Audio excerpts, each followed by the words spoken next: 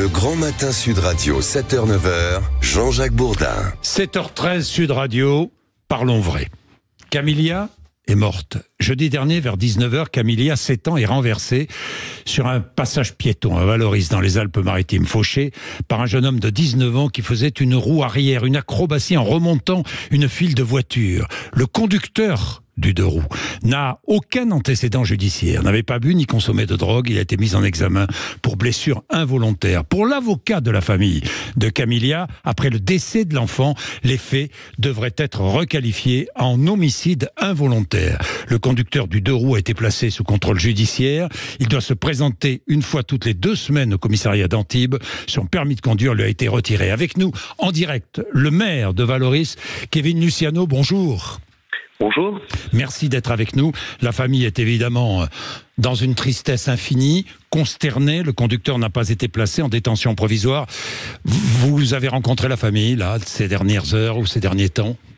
Alors, j'ai régulièrement le père au téléphone, tous les jours, au moins 2 fois par jour. Effectivement, comme vous l'avez dit, il est consterné, la famille est consternée, et nous le sommes tous. Vous l'êtes tous, évidemment, Kevin Luciano. La famille qui a réagi, Benjamin Glaise. Oui, c'est le père de Camélia, oui, qui a annoncé sa mort hier soir. Des mots emplis d'émotion, m'a dit qu'elle n'a pas souffert, c'est le plus important, même dans sa mort, elle n'a pas pleuré. C'est ce que disait donc le père hier soir en annonçant la mort de sa fille. Kevin Luciano, une pétition réclame des mesures de sécurité sur l'avenue où s'est déroulé le drame. Plus de 3000 personnes l'ont signée.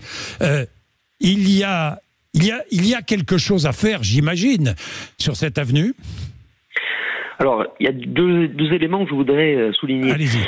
Le premier élément, c'est que en faisant le procès d'une route, eh bien, on disculpe, ou en tout cas, on minimise le crime qui a été accompli par l'auteur des faits. Oui.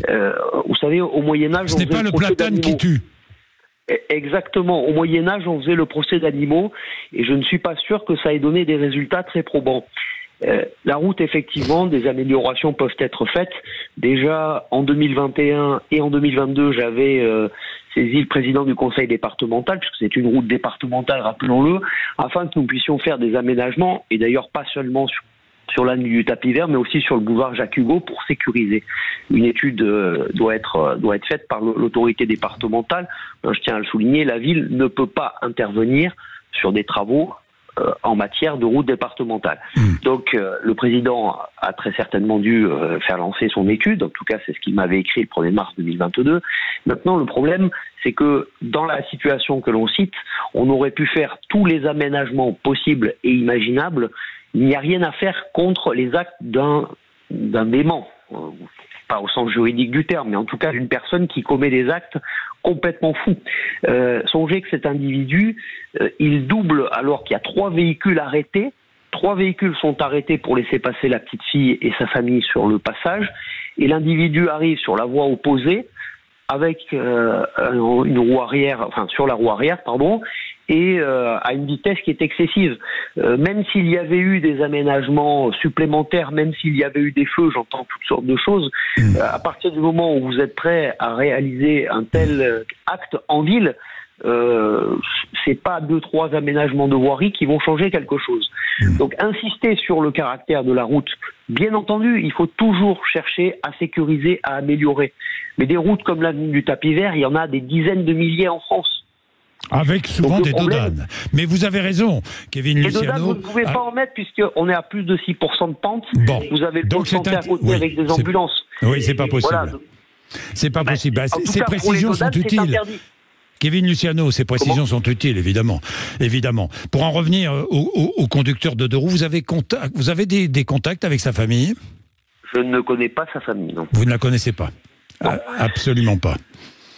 Non, absolument pas. Je connais le nom, je connais les éléments qui m'ont été remontés par l'enquête de police, mais je n'ai pas d'éléments précis sur lui. Je ne le connais pas.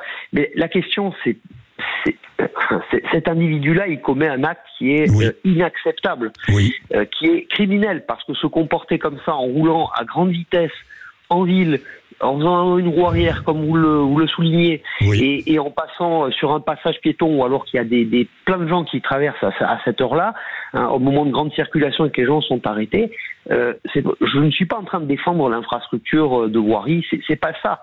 D'autant plus qu'elle est départementale, elle n'est pas communale, comme je l'ai dit. Je suis simplement en train de dire qu'en focalisant autant sur la route ou sur d'autres éléments, on en vient à déresponsabiliser un individu. Et on a l'impression dans cette société aujourd'hui qu'on substitue à chaque fois de la responsabilité collective à la responsabilité individuelle. Or, en premier lieu, on a un cas de responsabilité individuelle, un cas de délinquance. Et ces cas de délinquance, malheureusement, on a l'impression qu'ils sont non pas justifiés, mais en tout cas, on va toujours essayer d'amener à côté des éléments pour déresponsabiliser ou pour minimiser. Pour moi, les actes de cet individu n'ont pas à être minimisés, ils sont d'une gravité extrême, ils ont produit des conséquences absolument tragiques, et parler d'autre chose, c'est tout simplement occulter le vrai problème. Voilà. Parce que ce genre d'individus sévissent partout. S'il n'y avait que chez nous, je vous dirais, on n'est pas à la hauteur. Maintenant, à Cannes, Antibes, à Nice, partout, vous avez ce genre de faits, et dans la France entière, malheureusement, tout simplement nourri par une impunité, ou un sentiment d'impunité de plus en plus grand. Les gens pensent qu'ils peuvent faire n'importe quoi et qu'ils vont subir aucune sanction. Bien. Merci Kevin Luciano de rappeler cette vérité. L'irresponsabilité qui, souvent, c'est vrai, commande dans notre société. Nous en parlerons tout à l'heure avec Elisabeth Lévy, justement. C'est l'objet de sa chronique. Elisabeth Lévy qui sera avec nous juste après le journal de 7h30. Bien.